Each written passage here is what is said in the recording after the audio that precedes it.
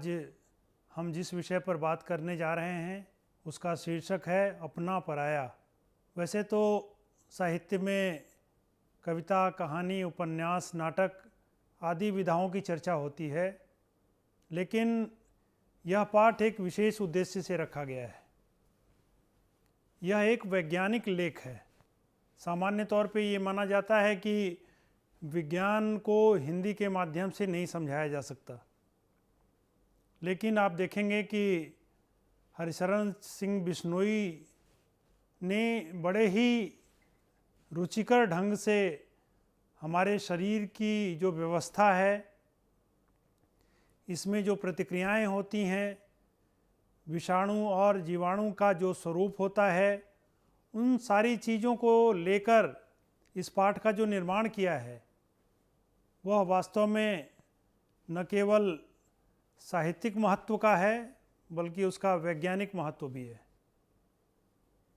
इस पाठ को रखने का एक जो महत्वपूर्ण कारण था वह यह था कि यह पाठ आपको विज्ञान और साहित्य का एक समन्वय संप्रेषित करता है।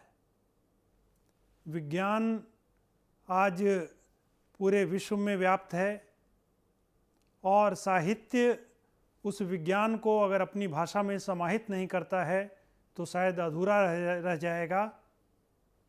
इसीलिए इस पाठ में आप बहुत विशेष ज्ञान हासिल करेंगे। ख़ास तौर से जो टीकाकरण की पद्धति है, जो रोगों से मुक्त होने की जो प्रक्रिया है, उन सारी चीज़ों का एक समन्वित रूप आपको यहाँ दिखाई देगा। और आज इस विषय पर व्यापक चर्चा के लिए हमारे साथ श्री अंशुमन ऋषि हैं। आप कुलाची हंसराज मॉडल स्कूल में प्राध्यापक हैं और इस विषय को विस्तार से बताएंगे। हम इनका इस कार्यक्रम में स्वागत करते हैं। जैसा कि आप जानते हैं कि बिना भाषा के कुछ भी पढ़ना संभव नहीं। कोई भी ज्ञान अर्जित करना हो तो हमें भाषा का सहारा लेना ही पड़ता है। हम विज्ञान के विषय को समझने के लिए भी या किसी भी तरह के अगर विषय को हम समझना चाहते हैं तो उसके लिए भाषा सीखनी बहुत ज़रूरी है। इस पाठ में विज्ञान के एक विषय को उठाया गया है और इस विज्ञान के विषय को जो हमारे स्वास्थ्य से जुड़ा हुआ है, इसे हिंदी भाषा में सम्मिलित किया गया। इसके पीछे उद्देश्य यह है कि हम जो बातें विज्ञान या स्वास्थ्य संबंधी जानकारियाँ और भाषाओं में उपलब्ध हैं उसे हिंदी में भी उपलब्ध कराया जाए और हिंदी के पाठक भी उन्हें जान सकें। तो आइए आज हम इस पाठ के माध्यम से अपने शरीर को स्वस्थ रखने के जो तरीके हो सकते हैं उनको जानें और साथ में ये जानें कि हमारे शरीर के लिए कौन सी चीज़ें अपनी हैं और कौन सी चीज़ें पराई हैं। तो सबसे पहले चलते हैं हम इस पाठ के सारांश को सुनते हैं। मानव शरीर एक किले की तरह है। वह अपने और पराये की यानी अनुकूल और प्रतिकूल की पहचान करना जानता है और प्रतिकूल चीज़ों को यथासंभव बाहर निकाल देने का यत्न करता है। इस यत्न को शरीर की सामान्य सुरक्षात्मक प्रतिक्रियाएं कहा जा सकता है। आंसू, छींक, नाक बहना, उल्टी आना ऐसी ही प्रतिक्रियाएं हैं जो रोगाणुओं को ऊतकों तक पहुंचने से रोकती हैं। किंतु कुछ अति सूक्ष्म विषाणु यानी वायरस पतली त्वचा तथा समूची भीतरी परतों को भेद कर भीतर घुस जाते हैं। इनका मुकाबला करने के लिए शरीर की सुरक्षात्मक व्यवस्थाएं सक्रिय हो उठती हैं। संक्रमण यानी इन्फेक्शन की स्थिति में रक्त की श्वेत कणिकाएं रोगाणुओं से युद्ध करती हैं, जिसमें दोनों पक्षों के सदस्य हताहत होते हैं। इसी को मवाद कहते हैं। यदि रोगाणु विजयी रहे तो वे ऊतक, तरल और फिर रक्त तक पहुंच जाते हैं। रक्त तक पहुंचने से पहले शरीर में गिल्टियां बनने लगती हैं। ये शरीर की सुरक्षा चौकियां होती हैं जिनमें भक्षक कोशिकाएं होती हैं, मगर विषाणुओं का तो ये भी कुछ नहीं बिगाड़ पाती। ऐसी स्थिति में शरीर में प्रतिपिंडों का निर्माण होता है। इन प्रतिपिंडों के निर्माण के सिद्धांत पर ही चेचक, पोलियो, टेटनस, डिप्थीरिया, हैजा आदि के टीके बनाए गए हैं। अलग अलग व्यक्तियों के शरीर के लिए कुछ चीजें माफिक नहीं होती। इसे उस चीज से एलर्जी कहा जाता है। ये चीजें प्रायः ऐसे प्रोटीन होते हैं जो उस शरीर के लिए सदैव पराये रहते हैं। कभी कभी शरीर के भीतर की बागी कोशिकाएं हद से अधिक बढ़ जाती हैं और कैंसर का रूप ले लेती हैं। शिक्षार्थियों, आप जानते हैं कि हमारी 5 ज्ञानेंद्रियां हैं, जिनमें सबसे पहली है त्वचा, और दूसरी है आँख, तीसरी नाक, चौथी कान और 5वां है जीभ। ये 5 हमारी ज्ञानेंद्रियां हैं और किस प्रकार से ये काम करती हैं और इनका काम क्या है, जिससे कि हमारे शरीर का संतुलन बना रहता है और हम रोगों से किस प्रकार बचते हैं, और किस स्वाभाविक प्रक्रिया के द्वारा, कि बड़ी अद्भुत प्रक्रिया है ये, कि जिसके द्वारा यह स्वयं भी किस प्रकार से हमें बाहरी रोगों से हमें बचाते हैं और किस प्रकार से ये काम करते हैं। त्वचा जो है एक दुर्ग की तरह कार्य करती है और वह हमें बचाती है बाहर से आने वाले किसी रोगाणुओं, विषाणुओं से। त्वचा 2 प्रकार से कार्य करती है। एक तो अंदर से जो हमारी नमी है उसे बाहर नहीं निकलने देती, और दूसरी बाहर से जो आने वाले विषाणु हैं या रोग हैं, इस तरह की चीज़ों को भी हमारे अंदर आने से त्वचा रोकती है। इसी प्रकार हम देखें आँख की पलकें हर कुछ सेकंड बाद ये झपकती रहती हैं। ये भी अगर तेज़ हवा चल पड़े या कोई ऐसी चीज़ जो हमारे शरीर के लिए ठीक नहीं है, जो पराई है, वो हमारे शरीर को नुकसान दे सकती है, वो ऐसी चीज़ को तुरंत हमारी पलकें जो हैं बंद हो जाती हैं। साथ में इसके आँखों पे जो बाल हैं, ये बाल भी धूल कणों को रोकने का काम करते हैं। साथ में मान लिया अगर कभी कोई ऐसी चीज़ जो शरीर को नुकसान दे सकती है वो आँख में पड़ गई, धूल, कण, कोई तिनका, या कई बार बाल ही हमारे आँख के अंदर चला जाता है, ऐसे में आपने देखा होगा शिक्षार्थियों कि आँख तुरंत जो है प्रतिक्रिया करती है, और उस प्रतिक्रिया के तहत तुरंत उसमें आँखों में बहुत सारा जल इकट्ठा हो जाता है, जिसे हम आंसू कहते हैं। वो आंसू के माध्यम से वह जो भी चीज़ आँख में आई है उसे निकालने की कोशिश करती है। अपनी तरफ से वह पूरा उसका प्रयास होता है, और कई बार शिक्षार्थियों ऐसा होता है कि वो चीज़ वो अपनी पूरी कोशिश के बाद भी नहीं बाहर कर पाती, तो इसके लिए हमें कभी आँख के जो विशेषज्ञ हैं उनको भी दिखाना पड़ता है अगर कोई चीज़ ऐसी चुभ जाए। लेकिन अपनी तरफ से आँख जो है पूरी प्रतिक्रिया देती है और उस पराई चीज़ को अंदर घुसने से रोकती है। अब बात करते हैं हम नाक की। ये नाक जो है, इसकी जो नलिका है, इसके अंदर आपने देखा होगा रोए होते हैं। ये रोए जो हैं हमारे धूल कण के साथ, अगर सांस लेते समय धूल कण और ये सब चीज़ें अगर अंदर जा रही हैं या कोई छोटे सूक्ष्म जीव जा रहे हैं, तो उनको ये रोए जो है रोक देते हैं। और मान लिया अगर कि इन रोओं से भी अगर वह अंदर की तरफ चले जाते हैं, तो नाक में जो एक चिपचिपा द्रव्य होता है उसमें वो चिपक जाते हैं। वहाँ से भी अगर मान लिया कि उस चिपचिपे द्रव्य से भी वो अगर कीटाणु जो हैं आगे चले जाएं, तो फेफड़े में अगर पहुँच जाएं, तो फेफड़े भी अपनी क्रिया करते हैं, प्रतीकात्मक क्रिया होती है इनकी, ये भी प्रतिक्रिया देते हैं, और वो पराई चीज़ को अपने पास नहीं रखना चाहते, और बहुत तेज छींक से या तो हम उसे निकाल देते हैं या फेफड़े तक पहुंच जाए तो बलगम के रूप में वो, आपने देखा होगा कई बार हमारे बलगम निकलती है, और या खखालते हैं हम, जब खखारने के बाद भी जो कालख या ऐसी गंदगी है जो फेफड़े तक पहुंच गई थी, वो भी बलगम के माध्यम से हमारे बाहर आ जाती है। इसके बाद बात करते हैं हम कान की। तो कान की भी ऐसी स्थिति है जहाँ इसमें भी रोए होते हैं, और किसी भी प्रकार का अगर कोई कीटाणु या वायरस इस तरह का जाना प्रवेश करना चाहता है, तो कान भी अपनी प्रतिक्रिया देते हैं और इनको बाहर करने की कोशिश करते हैं। इसी प्रकार अब जीभ को देखिए। ये जीभ जो है हमारी, ये सिर्फ स्वाद लेने और चखने की चीज़ नहीं है कि क्या खट्टा है क्या मीठा है ये बता दें। यह पूरी तरह से सजग है, सक्रिय है, उन चीज़ों को जो हमारे शरीर के लिए ठीक नहीं है उन्हें प्रवेश से रोके। मुख में जाते ही अगर कोई ऐसी चीज़ जो कड़वी है या ऐसी चीज़ जो हमारे शरीर को नुकसान पहुंचाएगी, कंकड़ है, बाल हैं, उनको देखिए कि इस तरह जो निरीक्षण करती है ये, जैसे बहुत कोई डिटेक्टर हो और तुरंत पहचानता हो, और तुरंत जैसे ही उसे पता चलता है कि ये चीज़ जो है हमारे शरीर के लिए ठीक नहीं है, वह उसे बाहर करने का जो है संदेश देती है और हम उसे थूक देते हैं, बाहर कर देते हैं।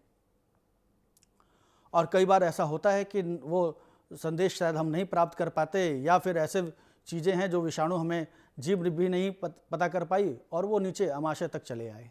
तो वहाँ पर भी वो चीज़ अगर वो शरीर को नहीं फ़ायदा देने वाली हैं, नुकसान देने वाली हैं, तो वो पचेंगे नहीं। लेकिन वहाँ के अम्ल, वहाँ एसिड जो है वो काम करता है और उनको पचाता है, और वो भी अगर उनके साथ नहीं दे रहा, उनके शरीर के लिए लगता है कि हानिकारक है, तो उल्टी के माध्यम से वो चीज़ें बाहर आ जाती हैं। तो आइए शिक्षार्थियों, अब हम ये जानते हैं कि अब तक तो हमने देखा कि किस प्रकार से हमारी ज्ञानेंद्रियां जो हैं वो किसी भी पराई चीज़ को हमारे अंदर आने से रोकती हैं। लेकिन अगर वो वायरस, वो सारी चीज़ें अगर हमारे अंदर चली गई, उसके बाद जो है काम होता है श्वेत रक्त कणिकाओं का। वह उनसे युद्ध करते हैं, उन रोगाणुओं को मारने की कोशिश करते हैं वो, और पूरे युद्ध की तरह ये लोग लड़ते हैं। जैसे वाइट ब्लड सेल, श्वेत रक्त कणिकाएं, यह उन रोगाणुओं से लड़ती हैं और इनमें दोनों के सैनिक मारे जाते हैं। श्वेत रक्त कणिकाएं भी मरती हैं और रोगाणु भी मरते हैं। और यहाँ ध्यान देने वाली बात है कि कई बार आपने शिक्षार्थियों देखा होगा, कहीं कट जाए, कुछ हो जाए, तो वो जगह जो है सूज जाती है, और वो जगह पे आप छू कर देखें तो उसका तापमान भी ज़्यादा होता है। ये है रक्त जो है संचार बहुत तेज़ी से होता है ऐसे समय में। आपने ये देखा होगा और जानते भी हैं, जब जहाँ जिस चीज़ की कमी हो जाए, हवा की कमी होती है, तो बहुत तेज़ी से हवा पहुँचती है वहाँ पर उसको भरने के लिए।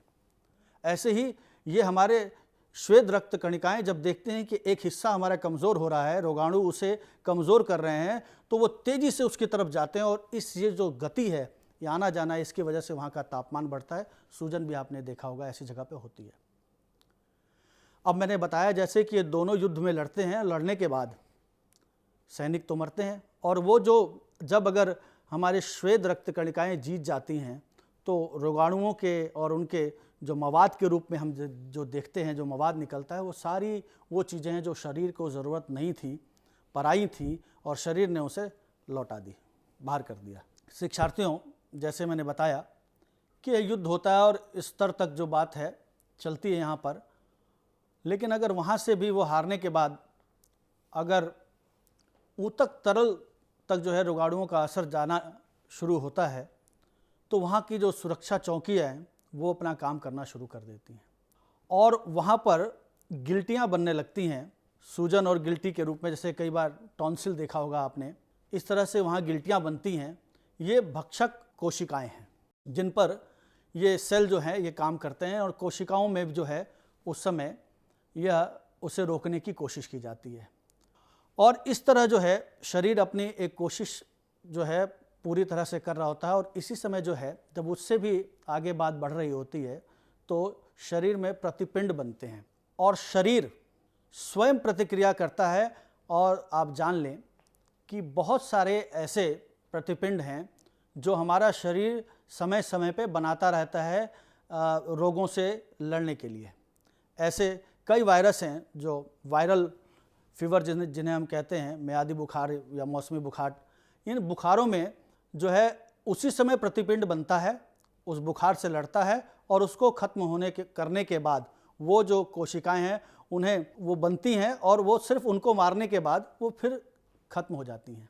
वो हमेशा हमारे शरीर में नहीं रहती कि कभी भी अब जब कभी कोई इस तरह के बुखार हो तो वो संक्रमण हमें ना हो, ऐसा होता नहीं। वो संक्रमण फिर दोबारा अगर 1 महीने साल के बाद अगर होता है आपको, तो दोबारा से आप संक्रमित हो जाएगा शरीर, और इससे फिर लड़ने के लिए शरीर स्वाभाविक रूप से अपनी प्रतिक्रिया देगा और प्रतिपिंड बनाएगा। इसी नियम पे जो है आपने देखा होगा शिक्षार्थियों की बचपन से आप लोगों ने समय समय पे चिकित्सालय में जाके अपने आसपास के बच्चों को भी अब जाते देखते होंगे कि उन्हें टीके लगाए जाते हैं। असल में ये टीके हैं क्या? टीके जो कि उस रोग से बचाते हैं और कुछ एक निश्चित समय के लिए होते हैं, ये जिसके सहायता से हम वो उस एक विशेष रोग के लिए प्रतिपिंड जो है वो पहले से उस शरीर के अंदर रखा जाता है। आपने अभी एक चार्ट के माध्यम से टीका कब कब लगाया जाता है ये देखा। आइए शिक्षार्थियों, अब इस पाठ के मुख्य बिंदुओं पर एक नज़र डालते हैं।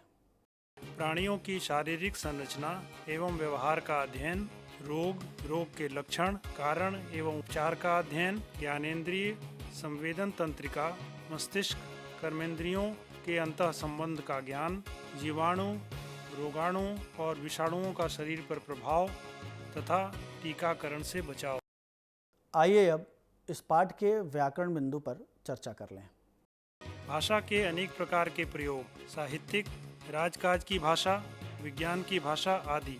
विज्ञान की भाषा तर्क और प्रयोग पर आधारित, विज्ञान कार्य कारण संबंधों को तलाशता है। विषय से संबंधित संकल्पनाओं, परिभाषाओं और अवधारणाओं के लिए जिन विशेष प्रकार के शब्दों का प्रयोग होता है वे पारिभाषिक शब्द कहलाते हैं। पारिभाषिक शब्द विषय के संदर्भ में रूढ़ होता है पर अन्य संदर्भों में भिन्न अर्थ दे सकता है। जैसे टीका शब्द है विज्ञान में वैक्सीन, प्रसाधन में तिलक, संस्कृति के संदर्भ में सगाई और साहित्य के संदर्भ में आलोचना के अर्थ में प्रयुक्त होता है। हिंदी में प्रायः अंग्रेजी शब्दों के लिए प्रतिशब्द के रूप में पारिभाषिक शब्दावली का निर्माण होता है। संस्कृत तथा अन्य भारतीय भाषाओं से शब्द ग्रहण या फिर उपसर्ग और प्रत्यय जोड़कर नए पारिभाषिक शब्दों का निर्माण किया जाता है। हर विषय की अपनी एक शब्दावली होती है, उसे अच्छी तरह समझने और समझाने के लिए। वही बात इस पाठ में भी आप देखेंगे कि विज्ञान के शरीर संबंधी जो वैज्ञानिक शब्द हैं उनकी हिंदी में जानकारी बड़े ही सरलता से इसमें दी गई है। आप इससे लाभान्वित होंगे उन शब्दों को जानकर जो कभी हम अंग्रेजी में जानते हैं और उनका अर्थ हमें हिंदी में नहीं पता होता। ये सारे शब्द जो हैं जिस प्रकार से इस पाठ में आए हैं, यह अहम बात है इसकी। दो अहम बातें इस पाठ की रह गईं, उसे और अच्छी तरह समझने के लिए हम इस परिचर्चा को देखते और सुनते हैं। विद्यार्थियों, हमारा शरीर एक बहुत ही अच्छी किस्म के एक मशीन के रूप में काम करता है और अपने रोजमर्रा के जिंदगी में भी आप ये देखते होंगे कि कैसे जो आपके शरीर का जो निर्माण है वो किस तरह से बीमारियों से, रोगाणुओं से, विषाणुओं से आपकी रक्षा करता है। आपको इस बात का अनुभव हुआ होगा कि आपकी त्वचा अगर कहीं कट जाए या छिल जाए तो आप देखेंगे कि कुछ दिनों में उसमें एक तरह का सड़न पैदा हो जाती है, उसमें मवाद आ जाता है। तो आपने क्या कभी सोचा है कि इस तरह क्यों होता है आपकी त्वचा में? ये दरअसल इसलिए होता है कि हमारे शरीर की त्वचा हमारी रक्षा करती है तरह तरह के जीवाणुओं और रोगाणुओं से, और यदि हमारी त्वचा कहीं कटती, फटती या छिल जाती है तो तरह तरह के रोगाणु हमारे शरीर के भीतर प्रवेश कर जाते हैं और उनके प्रवेश करते ही हमारे शरीर में कुछ इस तरह की प्रतिक्रियात्मक क्षमता है कि उसे रोकने की कोशिश करता है हमारा शरीर, उन रोगाणुओं को, उनसे लड़ने की कोशिश करता है। और ये होता है हमारी रक्त में श्वेत रक्त कणिकाएं होती हैं। वे श्वेत रक्त कणिकाएं जैसे ही इस बात को जानती हैं कि कोई रोगाणु हमारे त्वचा के माध्यम से कटने के कारण भीतर प्रवेश किया है, तो उस रोगाणु को नष्ट करने के लिए वो फौरन उस पर हमला करने के लिए चली आती। त्वचा एक किले की तरह हमारे शरीर की रक्षा करती है, लेकिन हम कई बार ये देखते हैं कि वो घाव हमारा और गहरा होते जाता है और जो रोगाणु हैं वो और भीतर तक पहुंच के ऊतक तरल नाम एक चीज होती है हमारे शरीर के भीतर, जो हमारी रक्त वाहिनियों में जो नसें हमारी होती हैं खून ले आने वाली, उनकी दीवार पे ये ऊतक तरल होते हैं। तो कभी कभी ऐसा होता है कि ये रोगाणु नष्ट नहीं होते बल्कि ऊतक तरल में पहुंच जाते हैं, और ऊतक तरल में पहुंचने के कारण ये हमें अपने चपेट में ले लेते हैं, उनका रोग जो है बढ़ने लगता है।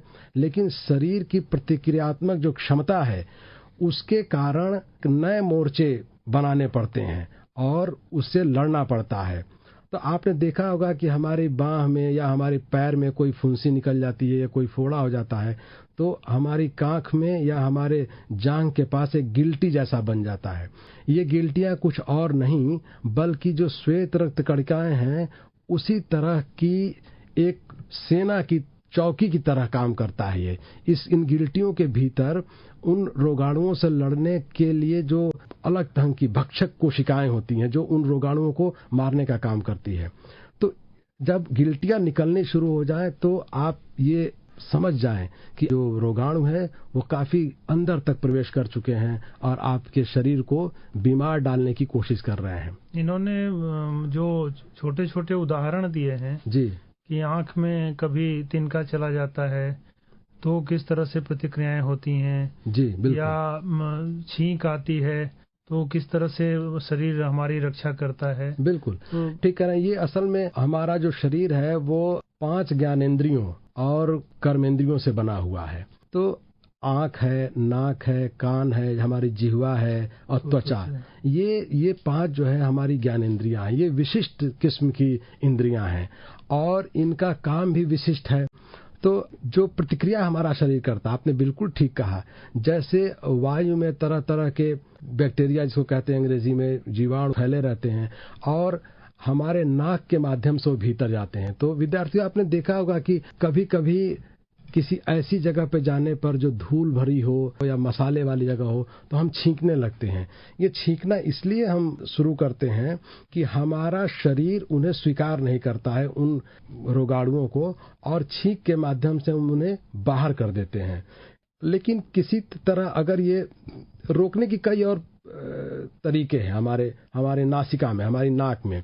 जैसे आप देखेंगे त्रिकोण आकार की हमारी नाक बनी होती है और उसमें रोम होते हैं। ये रोम धूल कणों को भी रोकने का काम करते हैं और तरह तरह के रोगाणुओं को भी रोकने का काम करते हैं। लेकिन अगर ये रोगाणु रोम से आगे बढ़ के जब पहुंचते हैं तो हमारी जो नाक की नली जो फेफड़े तक जाती है उसमें एक चिपचिपा किस्म का पदार्थ पाया जाता है। तो बहुत बार तो ये रोगाणु नाक के बालों से ही रुक जाते हैं, लेकिन वो आगे बढ़ते हैं तो इस चिपचिपे पदार्थ में चिपक जाते हैं और वो हमारे फेफड़े तक नहीं पहुंच पाते हैं। लेकिन अगर वो किसी तरह पहुंच जाते हैं तो वहां पे फिर वही जो मैंने पहले कहा कि श्वेत रक्त कणिकाएं उन पर हमला करती हैं और युद्ध होता है और आप देखेंगे कि खांसते हुए बलगम के रूप में जो पदार्थ निकलता है, कफ निकलता है, उसके माध्यम से ये रोगाणु भी बाहर आ जाते हैं। इसी तरह बिल्कुल आपने ठीक कहा कि जैसे हमारी आंख में कोई कण पड़ जाता है, धूल का कण पड़ जाता है या किसी कोयले का कण पड़ जाता है या ज्यादा झटके से कोई हवा ही हमारे आंख में आ जाती है तो हमारी आंख बिल्कुल पानी से भर जाती है, वो आंसू निकलते हैं। वो आंसू इसलिए निकलते हैं ताकि उस धूल कण को बहा के हमारे शरीर से बाहर निकाल दें, वो भीतर ना प्रवेश कर जाए। इसी तरह से विद्यार्थियों हमारा मुख है, तो जो भी चीजें हम खाते पीते हैं वो मुख के जरिए खाते पीते हैं और बहुत सारे रोगाणु और जीवाणु है वो इस घात में बैठे होते हैं कि कैसे हम शरीर के भीतर प्रवेश करें। एक दुर्ग की तरह जो हमारा शरीर बना हुआ है, इसका मुख्य द्वार है ये मुख और ये नासिका। तो मुख में हमारी एक जिह्वा है जो द्वारपाल का काम करती है। हमारे लेखक ने बताया है कि वो द्वारपाल की तरह काम करती है। जैसे एक द्वारपाल उन्हीं को घर के भीतर प्रवेश करने देता है जिसे लगता है कि घर सुरक्षित रहेगा, लेकिन ऐसे लोगों को घर के भीतर नहीं प्रवेश करने देगा जो घर के लिए खतरा उत्पन्न करेंगे। तो ये जिह्वा भी उन पदार्थों को हमारे भीतर शरीर के नहीं जाने देता। कई बार कुछ ऐसे विष होते हैं जो रोगाणुओं से पैदा होते हैं, उन विषों को मारने की क्षमता हमारी श्वेत रक्त कणिकाओं में नहीं होती। और विज्ञान तो ये मानता है कि जो विषाणु होते हैं जिनको हम अंग्रेजी में वायरस कहते हैं, बल्कि डॉक्टर कहते हैं वायरल इन्फेक्शन होना, तो एक खास मौसम में, एक खास प्रकृति में, एक खास इलाके में इस तरह के वायरस पैदा हो जाते हैं और उन वायरसेस को मारना, उन विषाणुओं को मारना श्वेत रक्त कणिकाओं के वश की बात नहीं होती है। तो उनसे लड़ने के लिए एक तरह की एंटीबॉडीज, प्रतिपिंड जो है हमारा शरीर बनाता है और वो प्रतिपिंड उनसे लड़ने का काम करते हैं। इन प्रतिपिंडों की एक खास प्रक्रिया है बनने की। एक खास रोग के प्रति या एक खास रोगाणु के प्रति ही ये प्रतिपिंड जो है वो निर्मित होते हैं, बनते हैं। तो जिस बीमारी के रोगाणु भीतर प्रवेश करते हैं उससे लड़ने के लिए एक खास तरह का प्रतिपिंड बनता है, लेकिन वो उसी रोग से लड़ सकता है, वो दूसरे रोग से नहीं लड़ सकता। इसलिए जब हमारा शरीर अलग अलग इन रोगाणुओं के चपेट में आता है, इन रोगाणुओं से सामना उसका होता है, तब हमारे शरीर में इस तरह के प्रतिपिंड भी बनते रहते हैं। कुछ प्रतिपिंड भी बहुत शॉर्ट टर्म के लिए बनते हैं कि अवधि बहुत सीमित होती है। जैसे सामान्य बुखार के जो प्रतिपिंड बनेंगे वो हफ्ते 2 हफ्ते बाद खत्म हो जाते हैं, और दोबारा जब हमला होता है उस रोगाणु का तो वो काम नहीं आते हैं, फिर नए प्रतिपिंड बनते हैं। लेकिन जैसे टीबी है या दमा है या इस तरह के जो रोग हैं, उनके प्रतिपिंड एक बार जब निर्मित हो जाते हैं तो वो जीवन पर्यंत भी रह सकते हैं, और कुछ तो ऐसे प्रतिपिंड होते हैं जो 10-15 साल तक रह सकते हैं। तो विद्यार्थियों, आपने देखा होगा कि जब हम चिकित्सालय जाते हैं तो डॉक्टर कहते हैं कि आपने ये टीका लगवाया कि नहीं। तो जो टीकाकरण है इसमें दरअसल यही होता है कि बहुत कमजोर किस्म के रोगाणु हमारे शरीर में डाले जाते हैं, या उनका बहुत ही हल्का किया गया विष हमारे शरीर में प्रवेश करा दिया जाता है। उन विषों को देखते या उन कमजोर किए हुए रोगाणुओं को देखते ही हमारा शरीर प्रतिक्रिया करता है और प्रतिपिंड बनाना शुरू कर देता है। ये प्रतिपिंड निर्मित जब हो जाते हैं तो हमारे शरीर में पड़े रहते हैं, और जब कभी भविष्य में इस तरह के रोगाणुओं का हमला होता है तो वो सक्रिय हो जाते हैं, उससे लड़ते हैं और उसे नष्ट कर देते हैं। अच्छा, एक चीज और इस पाठ में बहुत महत्वपूर्ण है। कई बार ऐसा होता है कि कुछ चीजें ऐसी होती हैं जो कुछ लोगों के लिए तो बड़ी फायदेमंद होती हैं और उसे वो ग्रहण करता है तो शरीर कोई प्रतिक्रिया नहीं करता, जैसे अंडा हुआ या दूध है। लेकिन कई लोगों को इन चीजों के, इन पदार्थों के सेवन से तकलीफ हो जाती है, विपरीत असर उसका हो जाता है, और एक रोग के रूप में वो निर्मित हो जाता है। इसको हम विज्ञान की भाषा में एलर्जी कहते हैं, कि जो चीजें हमारे शरीर के माफिक नहीं होती है, हमारे शरीर के लाभदायक नहीं होती हैं, बल्कि वो उल्टा असर करने लगती हैं, तो इसको हम एलर्जी के रूप में देखते हैं। आश्चर्यजनक ये होता है कि हर व्यक्ति को अलग चीजों से एलर्जी होती है, अलग अलग चीजों से एलर्जी होती है। एक ही घर में एक ही साथ रहने वाले लोगों में भी अलग अलग चीजों से एलर्जी हो सकती है। तो इसका मूल कारण ये होता है कि ये जो प्रतिक्रिया होती है शरीर में, ये प्रोटीन्स के प्रति होती है। जो प्रोटीन हम खाते हैं वो अलग अलग किस्म के प्रोटीन होते हैं, कई तरह के प्रोटीन होते हैं। इसीलिए जो अलग अलग किस्म की दालें हैं या अलग अलग किस्म के जो बीज के रूप में हम प्रयोग करते हैं, उनमें अलग अलग प्रोटीन होते हैं, और ये अलग अलग प्रोटीन हमारे शरीर में अलग अलग आवश्यकताओं की पूर्ति भी करते हैं। तो इन प्रोटीन्स को कभी हमारा शरीर कुछ प्रोटीन के प्रति प्रतिक्रिया करता है, उन्हें स्वीकार नहीं करता है। तो हमें कोशिश करनी चाहिए कि जिन चीज़ों से हमें एलर्जी है, जो चीज़ हमारे शरीर के मुवाफिक नहीं है, उनका हम ध्यान रखें कि उनका सेवन न करें। हमारे शरीर में कोशिकाएं नष्ट होती रहती हैं और बनती भी रहती हैं। कोशिकाएं एक बहुत ही छोटी इकाई के रूप में हमारा शरीर, पूरा शरीर छोटी छोटी कोशिकाओं से बना हुआ है, करोड़ों कोशिकाओं से। हमारी जो त्वचा है ये भी कोशिकाओं से बना होता है। कई बार हम देखते हैं कि हमारे हथेली की चमड़ी जो है वो छूटने लगती है, निकलने लगती है, तो वो डेड स्किन जिसको कहते हैं मरी हुई कोशिकाएं हैं। तो मरी हुई कोशिकाएं निकलती हैं और उनके पीछे नई कोशिकाएं फिर जन्म लेती हैं जो जीवंत होती हैं, और इन कोशिकाओं तक में रक्त संचार होता है। हमारे शरीर का कोई ऐसा हिस्सा नहीं है जहां रक्त संचार न हो, बाल और नाखून को छोड़ के। इसीलिए इनको काटते हुए दर्द नहीं होता है, और एक तरह से ये डेड स्किन की तरह मरी हुई कोशिकाएं ही होती हैं। और खास तरह की कोशिकाओं से ऊतक बनते हैं, और ये ऊतक जो है, रस जो उसमें होता है, जो एक लिक्विड होता है, उसमें एक तरल पदार्थ होता है, वो हमारी कैसे रक्षा करते हैं। लेकिन कई बार ऐसा होता है कि ये कोशिकाएं विकसित होती रहती हैं, दूनी चौगुनी बढ़ती रहती हैं, और वह कैंसर का रूप भी धारण कर लेती हैं, जो बहुत ही घातक एक रोग है। तो मुझे विश्वास है कि इस पाठ को पढ़ने के बाद वैज्ञानिक शब्दावली से तो आप परिचित होंगे ही, साथ ही अपने शरीर को स्वस्थ भी रखने की कोशिश करेंगे।